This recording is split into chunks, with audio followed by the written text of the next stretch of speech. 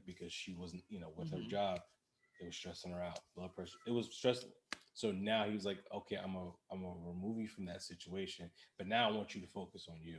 I want you to focus on Yes. you and me. That's it. Okay. And other moms can relate, right? It's so hard to focus on yourself.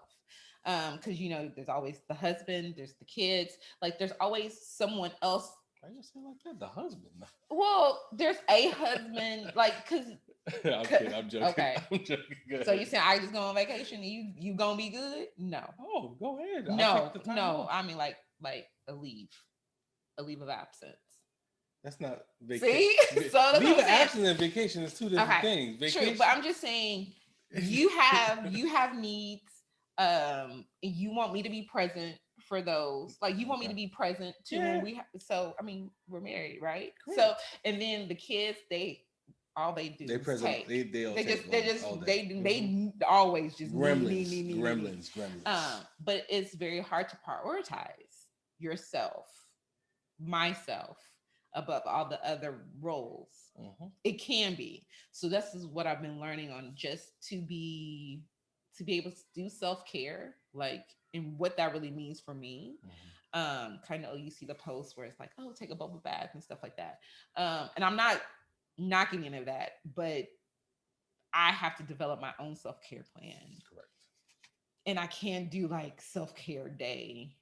Like like I have to do something each day for me. Yeah. And that has been, even though the 21 days of prayer has been over now for a few weeks, I still start my day off with God. Like I'm very intentional about waking up, even if we have a late night. Yeah.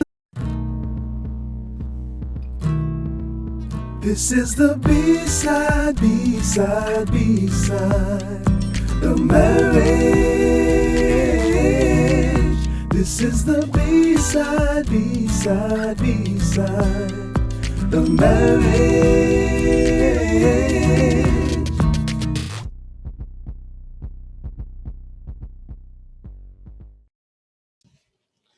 Hi, I'm Rashonda, and this is my husband. Jason. And welcome to another episode of the Bside of Marriage Podcast, like episode number 2. Ooh. Yes.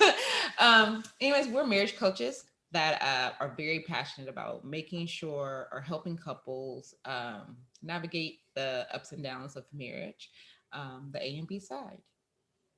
So, with that, we like to start every episode with the relationship check-in. So, I'm gonna let you go first. How are you feeling? How are we doing this week? It was a little rocky last week. I would say miscommunication. Just communication was there was a lot of lack of communication. So I feel that we was able to talk about it. There's no argument about it, but we was able to have a conversation and get a better understanding because we both had misunderstandings. But I think, yeah, because we did it towards the end of the week. So yeah, I think we have we have to start to add to what we're doing, but I think it's trending back the way it should be. Okay. I will agree. Last week it was an emotional roller coaster. A lot of things are going on. Some things we'll get into in a little bit, within the episode. But yeah, I think and I mean, we've been together for over 12 years. What we have gathered is that things that you put certain things in place to help your communication and like stuff kind of flow. But when you get into a good rhythm, you tend to, if that's not like second nature, you tend to back away from those things that you put into place. And so I know that was one thing that we had gotten away from, was being more intentional about our scheduling and like our maintaining our calendars and stuff. So yeah, so we were able to talk about it. I think right now we're still trying to fine tune it, but definitely better than we were last week. Yeah. So that brings us to our topic today. Yep. And what are we talking about? Layoffs. And Yes, the day I lost my job. Yes, guys, after working for a company for 9 years in the oil and gas industry, I was laid off as a product of COVID and company restructuring. So, I guess when I told you that initially, how did you feel? honestly, I was happy. To be honest with you, I was happy about it. And don't get me wrong, I'm not saying that I'm happy that she lost her job because that's not the case. But um, I was happy because now she gets to do the things that she's always said she wanted to do, but because of the attention she had to the attention she needed to have for her job, she never got to do that. So that's where I was excited. I was happy about it because I knew that now she's able to focus on those things that she's passionate about, that she wanted to do, but she just didn't have the time to do then. And so like I said, I was happy about that. Yes, well, me, not so much. I have always had a job. Even I had a summer gig, when I was in high school, and I've always rolled from one job directly to the next one. And so this was a bit of a shock. Also, because um, you know, I grew up being told, go get an education, get you a good job, get you benefits. And so I've always prided myself on my work ethic and my basically work product, like whatever I produced. So I just really, I value working. And that had become a part of my identity. So when I was told I was being laid off, mind you, it was a shock. Like I didn't see it coming. And so it a part like I had to grieve the loss of that, as well as the loss of like a piece of my identity. Mhm. And even like the dreams that I had attached uh, to working. Not necessarily like I have always like, first of all, I wasn't gonna get married, and I was going to be like a in the corporate C-suite of some company, doing all the corporate things. Like I, was gonna have the suits, the fitted suits, custom fitted suits, the high heels. Like I was going to be a power player in corporate America. Um, at least that's what I thought. And so then and I've always been loyal to companies. And what this has taught me is that I need to. Why are you laughing? Because in my head it's like I'm singing the Chris Brown song. That's why Oh, yeah. they ain't loyal. They're not. They ain't loyal. I'm sorry. I mean, I was laughing. I take that back. They are loyal. They're loyal to their bottom line, their Yeah. profit margin. They're going to do whatever they need to do in order to protect their profit margins. And I had to switch to be able to do that for myself. Like Yeah. I need to be loyal to me.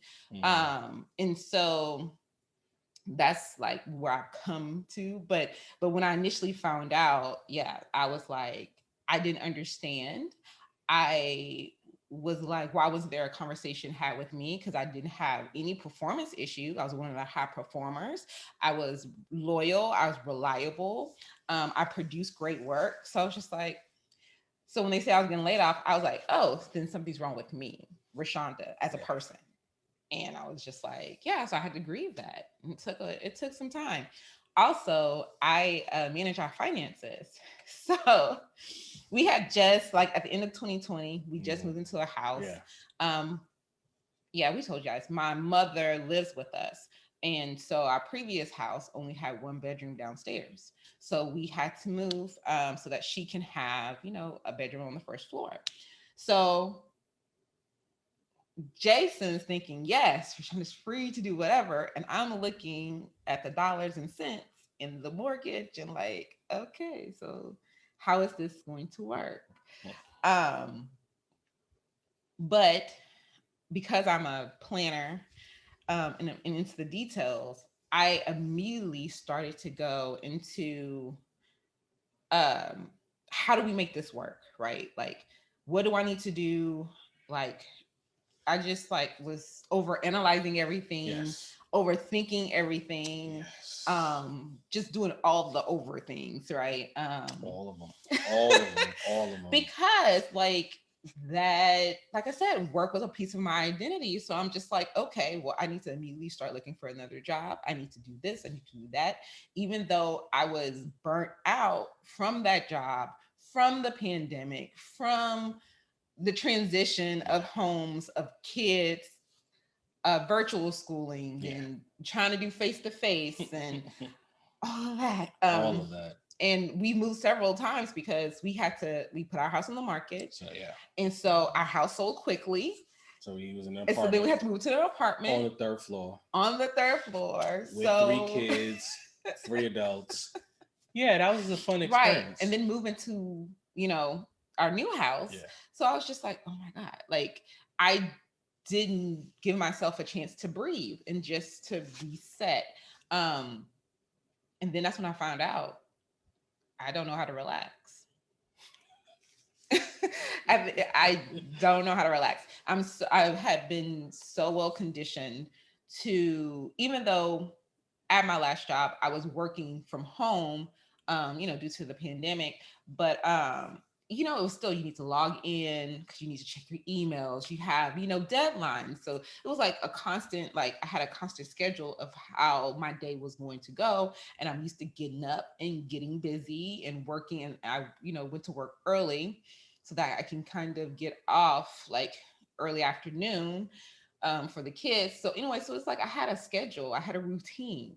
And then it was like, when all that was taken away, it's just like, what do I do now? Yeah, so like and the crazy part through all this is, like I said, I got laid off from work and I was out of work for like 18 months.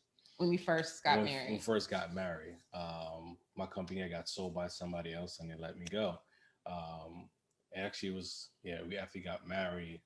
Yeah, it was after we got married and then I was out of work. So for me, the first couple months, I'm not gonna lie, it was hard. It was hard. More, not so much that me having to clock in and do something. It was just like, what else? Like, what am I supposed to do now? Yeah. And that was really what it was for me. Like, I've always again, I won't say this. I've always had different jobs. I've never, I've always been in a job maybe 3-4 years and then I go somewhere else. I'll find something else because if I'm not being challenged, I don't want to work there. So that's literally how I've always moved. So when she lost a job, in my head, I was like, she doesn't have to work. And that's literally what I was saying. Cause I really wanted her, like she said earlier, to have a reset. I really wanted her to take as much time as she needed to like pretty much, flush all that stuff from that previous company out so she can move forward. And that was the difficult part for her and even for me because I can do but so much and I try to help. I try to sometimes fix. I'll say that, but I want to help her through this. But at the same time, it's like she can only do it. But I want her to take as much time as she wants. But she was like, "No, we got to do this. We got to do this." I'm like, "We don't have to." It's like we have money coming in. We got a severance. We're good right now. Take the time. And she just needed the next thing to keep going. I was like, no, just breathe. So yeah. But that's when I realized I couldn't do it. I couldn't really sleep in. Yeah. It was like, well, just rest, like physically rest. And I was like, but let me do this, or let me try to do this, and let's whatever. It was like I was always trying to figure out something else that needed to be done. Yeah. And plus we had just moved into, like I said, we just moved into a house. So I'm just like, well, I need to get all these boxes unpacked.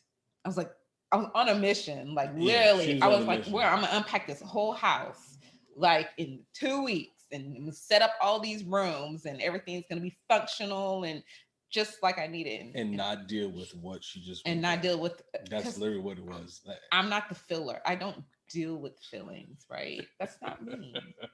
I'm like a get it done type of person. Like, okay, this is it's a lot of black and white with me. Okay, this is okay. Well, this how you feel, or this is what you want done. I get that done, or I can't do that right now, but I get it. I get to it in like 2 weeks, whatever.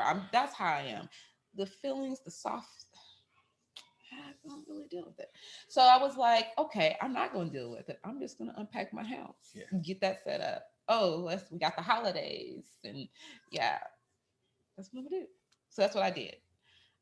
But you did that, and throughout the unboxing process, she started feeling her feelings. Yeah. She didn't want to feel it, but again, that's God's way of saying, no, you're gonna deal with it, work it out right now. Well, because I felt like I needed a why. Why me? Yeah. And it was just like, and Jason would remind me that, well, you remember you were complaining about this. You remember how this job was affecting your health. Yeah. Remember this, remember that. Like, he would remind me as to this could have been God's blessing for me, even though it's like, so the scripture says, God has plans for your life, not to harm you, whatever. But I was like, this harmed me. Yeah. We had plans. Like, we had wanted to migrate to living off of one income, but the other income was going to be saving and investing, paying debt off, saving and investing. Well, I'm saying it was going to our debt freedom, our financial correct. freedom plan. Correct. It wasn't, because we were still set up on living on to active income. So I was like, we had the plans. We was going, we just moved to the house. So of course, there's things that you want to buy for your house to make it a home. And that's like what I do. So it was just like, the loss of the job was like, okay, now my dreams, my plans are on hold. So that's why I was like, I gotta find another job.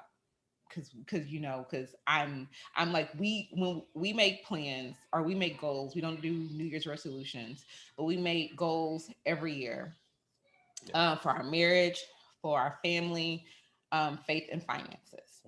And all of the goals have like due dates.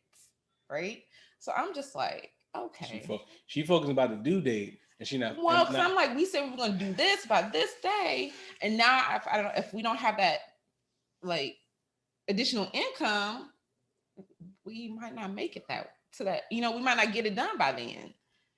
And I was very like into why me, how are we going to do this, I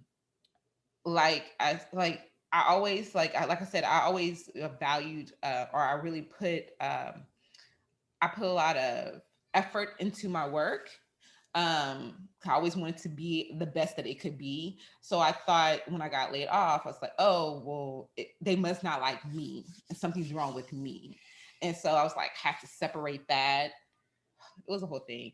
And so then, but I just started dealing with the feelings. I got a therapist to help process some of those, and just try to figure out like, who is Rashonda outside of being identified as an employee, a mother, a wife, a sister, like all the things. Like, who am I? And then more importantly, who does God say that I am? Yeah. So that's kind of where I'm at now. Okay. So I have a friend. She's hilarious. So she was like, so last year during the pandemic, we call out a group like the Village, and so we all the wives was 4 of us. It was 4 of us. How's it 4? Me. There's 2 others. There's 3. There's 3 others. Yes. That's what I said. See. Oh. Okay. So I don't know. Okay. Yeah. So there is a group of 4 of us, 4 wives. We would just meet up every morning, like at 7:00, and we would just pray. And Oh, you just now got it? I was Okay. like, I'm slow. Yeah, Yeah. it's for y'all. And so the ringleader, got us together, and we would wake up every morning for 21 days. I think it was 21 days.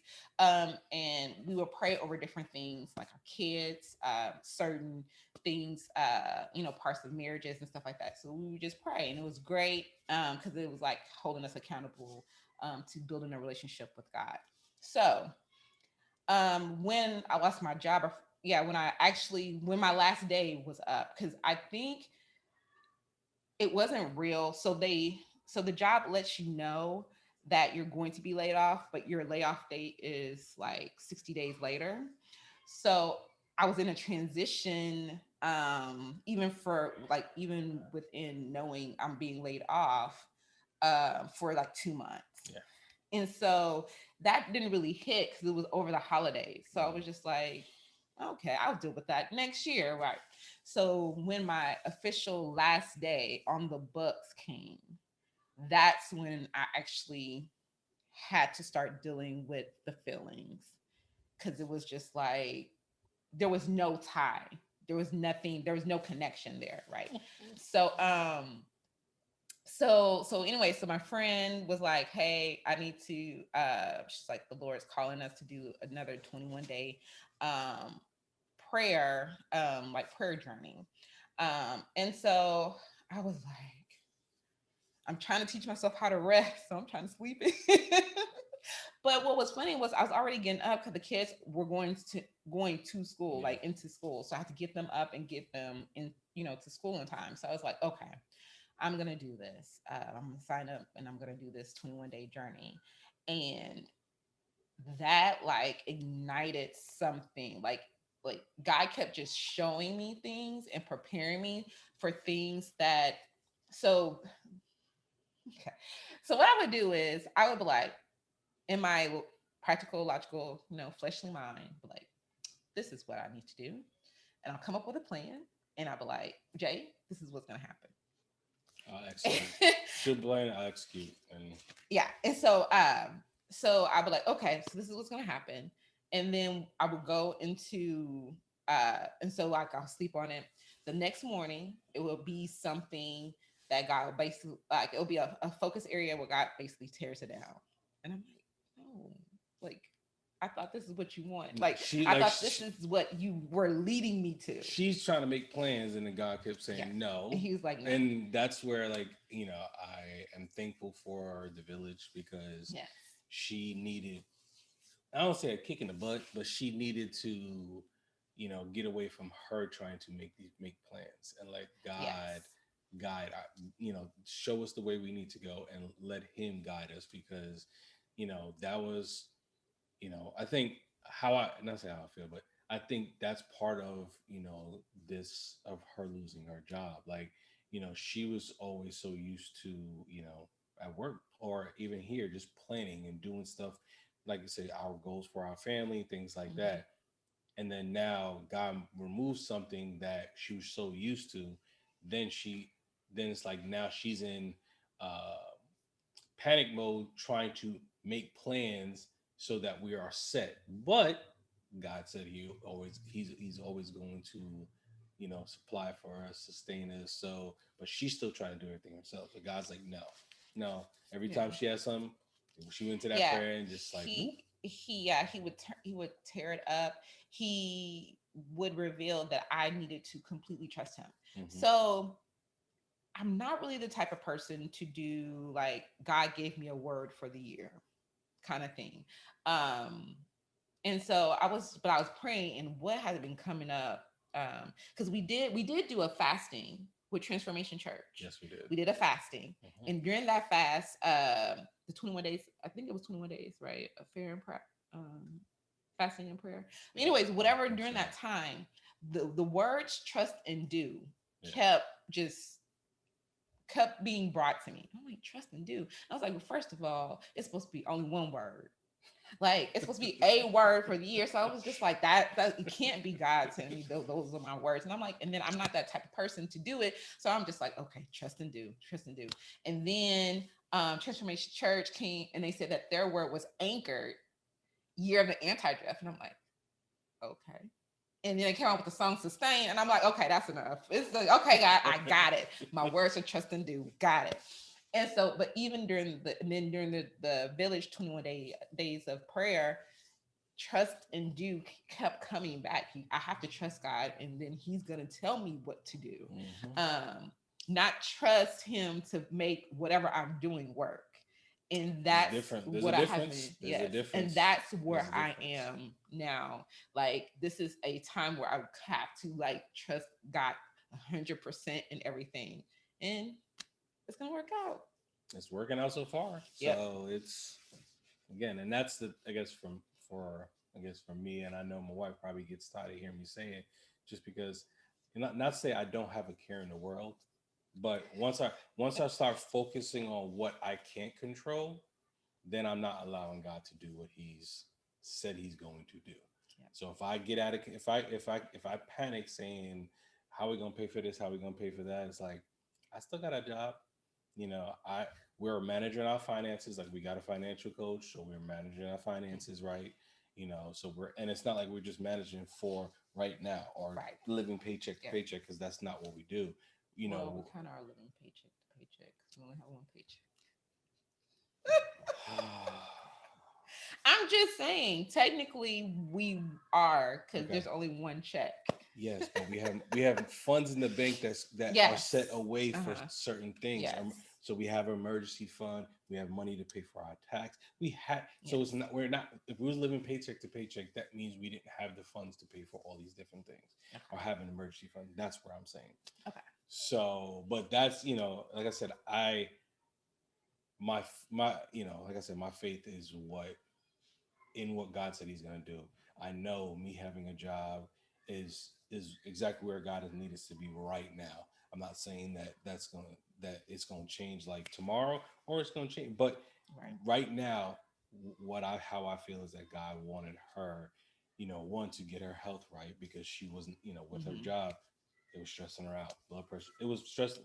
So now He was like, okay, I'm gonna remove you from that situation, but now I want you to focus on you. I want you to focus on you and me. That's it. Okay. And other moms can relate, right? It's so hard to focus on yourself.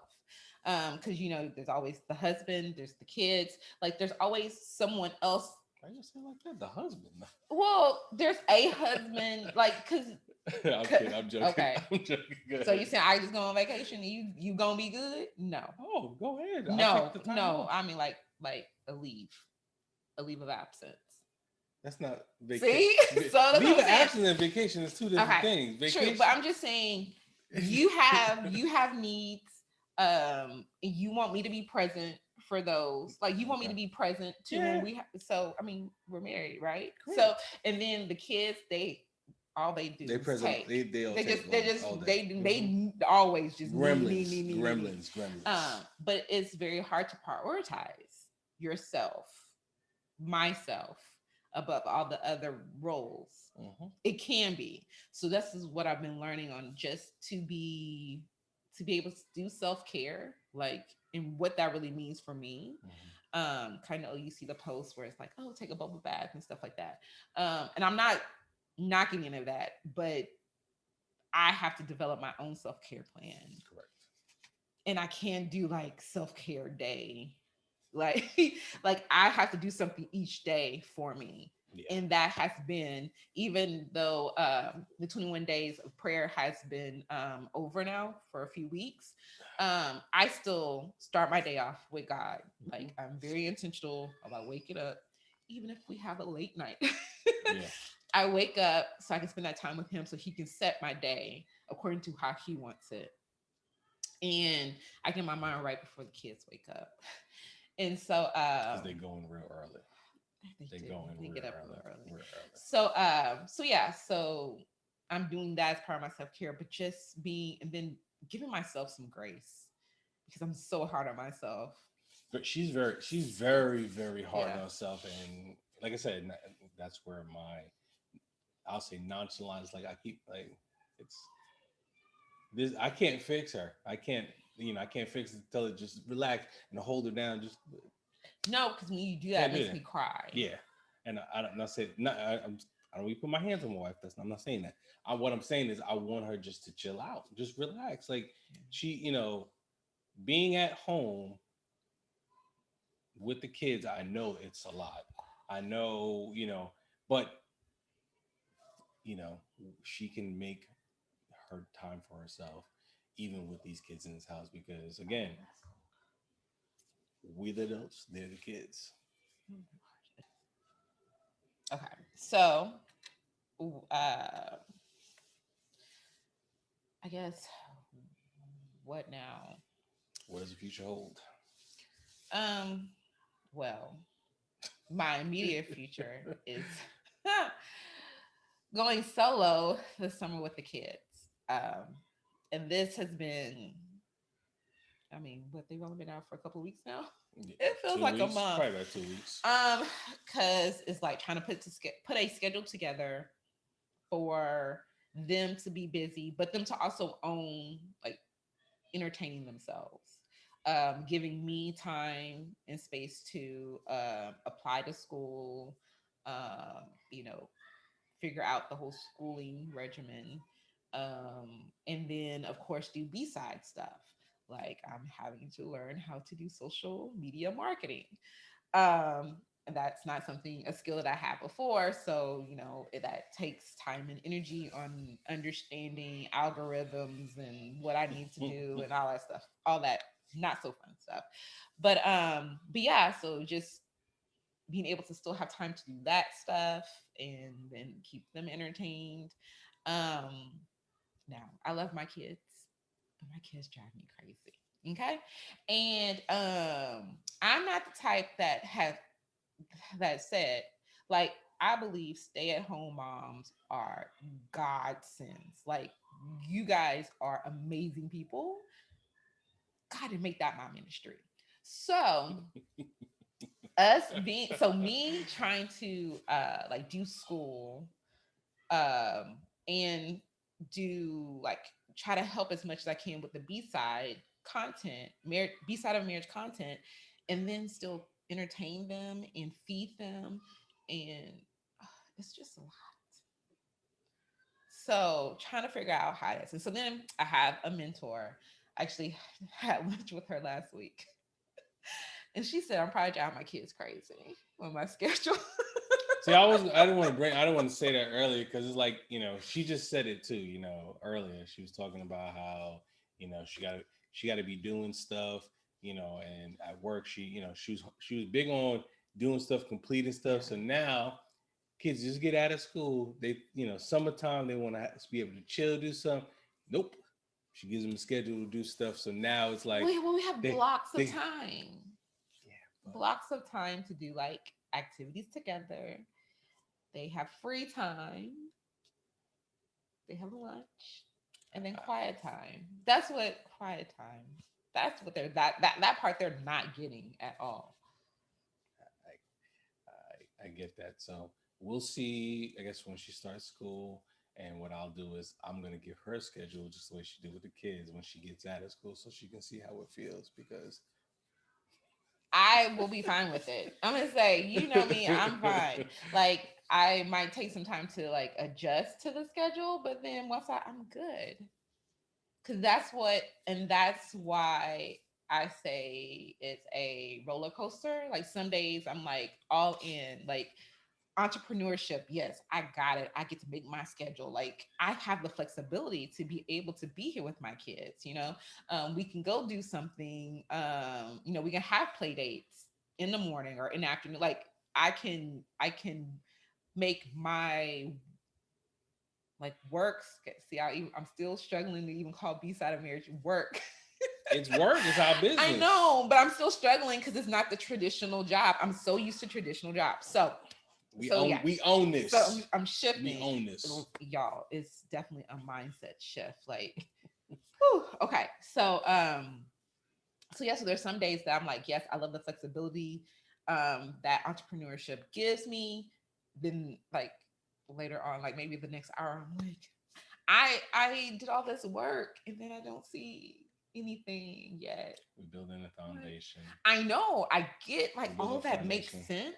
But because of how you work, But we my need- mindset, yes, because you need to see something of your efforts of going yes, on. I get it. yes. I get So it. it's hard, especially and I follow this one business coach. He posted a really funny it was a reel, right? It was yeah. Basically, he was like, all the time you spend creating what you think is going to be like this awesome post, awesome reel, and then like only 3 people like it, and then I have to be able to, because I still remember I attach my value to my work. Yeah. So I like, listen, the people don't like me, and nobody likes me. I'm gonna go get a job, and I like Yeah, y'all. no, she does this. I do this every week. It's something I every do this. week. He would be like, Yep. I Every would week. randomly like, so Every- I applied to 3 jobs today. And I'm just like, what? I'm like, wait a second, hold on. He was like, but I thought you said you didn't want to do that. You didn't want to Mhm. invest in. I was like, yeah, but the posting nobody liked. Mm-hmm. Nobody liked the post. Yeah, and Then I didn't know what to do. I didn't know what to say. I didn't know how to say she it. and the thing is, she applies. She don't want to interview. She No. don't even want to interview either. After that, she's like, why did I do that? I'm like, the bureaucracy of it all. So you can't do It's taxing. It is taxing. And then also, I don't want to go into a building like right now. I don't want to have to dress up to go into the office like every day. I go in the office. So, yeah, but not every day. Yeah, not every day. So I'm just trying to figure out how to live my authentic life and what that means. And what's really interesting is that I am the youngest of 3. I have not followed the traditional path like that my parents would have like wanted me to do. Like my first job out of college was a management consulting job. So I literally lived out of a suitcase for almost 9 years. Pretty much. And then even like the way that we manage our finances, the way we go about like just even buying a house, like all the things are not necessarily traditional. So I'm not sure why I struggle in this area, because it would make sense that now of course I'm going back to school to get my master's, and I'm going to have a business with my husband. Like that, if you look at like my life, that actually does make sense. Mm-hmm. But for me, it doesn't. It's so weird. Yeah. So I'm just trying to figure out how to live my authentic life, how to see me the way that God sees me. That's really big. And every time I start talking about God, I start getting teary-eyed. Cause all right, so I change the subject. They sit and he right over the Holy Spirit right up on you. That's why. Nope, we're not going there. Stop it. You did that when we got married too, which was not fair. So don't do that. You brought God into our vows. Oh yeah. And that's when I started crying. I don't do that. So anyway, so stop it. You need to stop playing the God card. That's not fair. I'm not playing the card. It's the truth. When you feel those goosies and stuff, that's okay. Anyway, back to it. Moving right along. I know another thing that I have to that I have to overcome in this is even about our finance conversations, our money conversations. Mm-hmm. The way I even show up to those has to change. Like you said earlier, this is not the first time we've dealt with a layoff, but I have been consistent, like contributor. So now I feel like my voice, like the magnitude of my voice, depends on how much money I bring into the relationship. I'm bringing to the household, not the relationship, into the household. Makes sense, because that's how I felt when I lost my job. I know, but you at that point, I know, and then I said, "Don't worry about it. Don't worry about it. I got you." Mm-hmm. That's what you said. But that was more of being a man. Like, okay, I need to do something. But that honestly, I think that lasted all of about 2 months, and then after that, I was like, I look for jobs. I want to find a job. So But like I've said before, you ain't got to that. What I bring in this house is not for me; it's for all of us. So I'm not Yeah. even, you know. Yeah, you haven't put that pressure on me. It's like I said, You put it on yourself. I put myself She put, under an unusual amount of pressure for no apparent and she reason. needs to learn And to release that, I'm release so those critical pressures. of myself. Hmm. Yeah, I think it's. I mean, I'm dealing with my But imposter syndrome. it's a work in progress. All this, Yes, like, it is. like when I told her, I needed her to take, and I said I needed her to take 30 days first. Just take Yes. 30 days, sis, and don't do anything. Just really just, release all this stuff. And it's the same thing with all these pressures. She needs to, I know she's identifying it, but she needs to identify and put them down and, start to, release these pressures because, yeah, now she's not working for another company dealing with their stress, but now she's putting more stress on herself. And it's like her not having a job was supposed to help her health. If you put more pressure on yourself, you're not helping your health. So, that's my thing. That's why I wanted her to do that and be able to release those pressures and those stresses so she's not having any, you know, self-induced health problems. Yeah, self-induced. That's key. I'm so critical of myself. I just demand the best at all times. Yeah, I don't know. It's just. Hmm. So, so I Yeah. guess so being that, what is for you is something I guess you can identify right now that you think a pressure you need to release then. Ooh. Just one. I'm not saying what I'm all gonna of them. say because I'm just saying one right now pressure that you put on yourself that you need to release. I think the main pressure is that it's not all on me to make this what it is. Okay. And that's with me going to school, like balancing everything, making our budget, like keeping our budget, like all of this is not on me Mm-hmm. to make it work. Mm-hmm. uh like I truly have to release all of it to God and be like, this is yours. Because another scripture says, like, I don't know what chapter verse, but it says that if you carry that worry, you're responsible for it. Like that concern is your responsibility. Mm-hmm. I don't want it to be my responsibility. I'm gonna give it all to God. His yoke is easy, his burden is light. I'm giving it all over to him. So that way I'm like, I showed up. I showed up. Okay. What do you want me to do? Because it's all on you tell me. And that's just like, it's not up to me to be able to make this successful. Um, it's not on me. I give it to God. Also, I might get a little deep for a little bit, but I'm sorry.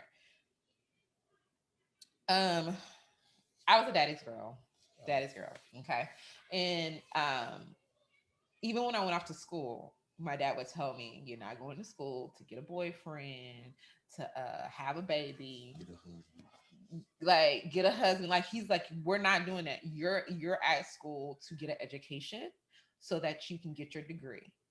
And he's like, if anything comes up that will impact or affect you being able to do that, you come to me and I'm gonna deal with it. And I have to have that same mentality. Okay. You have to have the same mentality. I have to have that same mentality with God, my heavenly Father. Mm-hmm. Yeah. I'm done. Oh yeah. Oh yeah. Oh yeah. Man, this is like a therapy session. I wasn't this all this one's supposed to happen today. This all this was supposed to happen. See what happens.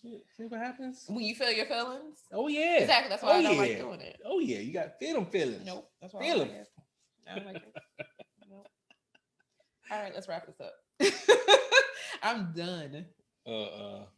So okay. So another question then to kind of wrap it up. So this week, did you have any A or B side? Oh, okay. So we're going to different. Yes. Yeah. Okay. So that's good. Okay. Cool. We're gonna switch. Okay. So this segment is called A or B side moment, and it's just to see see, what happened to you during the week. Mm-hmm. I have an A side. Okay. My A side moment is, so we often put out, we try to put out encouraging posts for, things for you to do for your spouse. But we don't always do them, especially at the frequency that we encourage everybody else to. But anyway, so I went to take our son to speech, and I had an affirmation note from Jay on what was that? Yes. Not the stick, the gear shift. Yeah. Yep, that thing.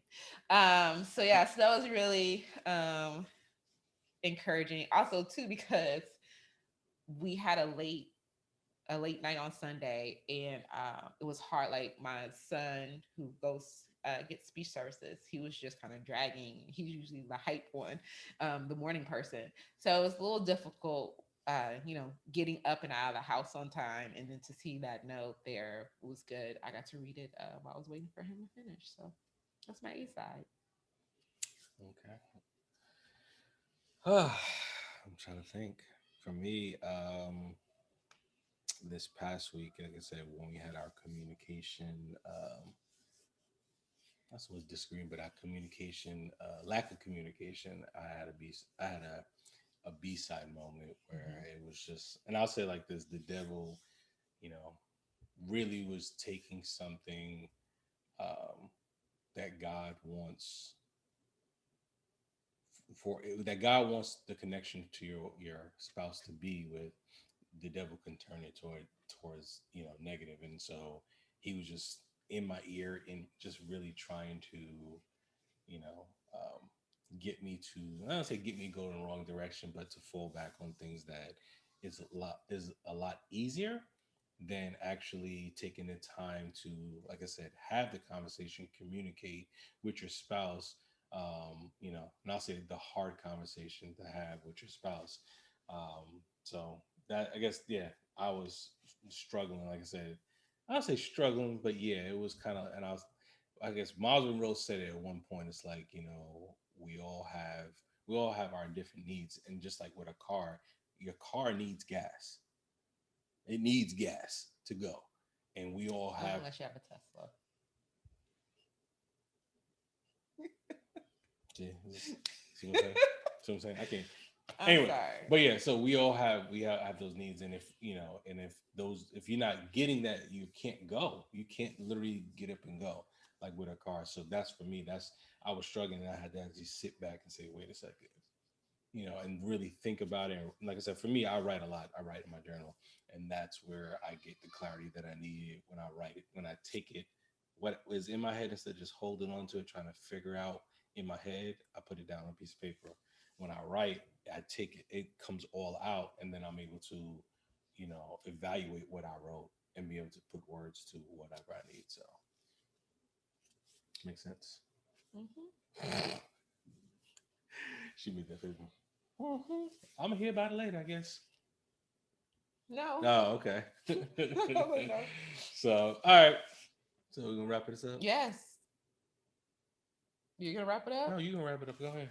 I feel like I did all the talking today. Okay, so well, if you guys enjoy this, please just like, comment, and subscribe. Yes. We will be continuing and adding different topics, and I would say if you guys have any specific topics you guys want to put in comments, and like I said, we will try to address them and put up new videos about them.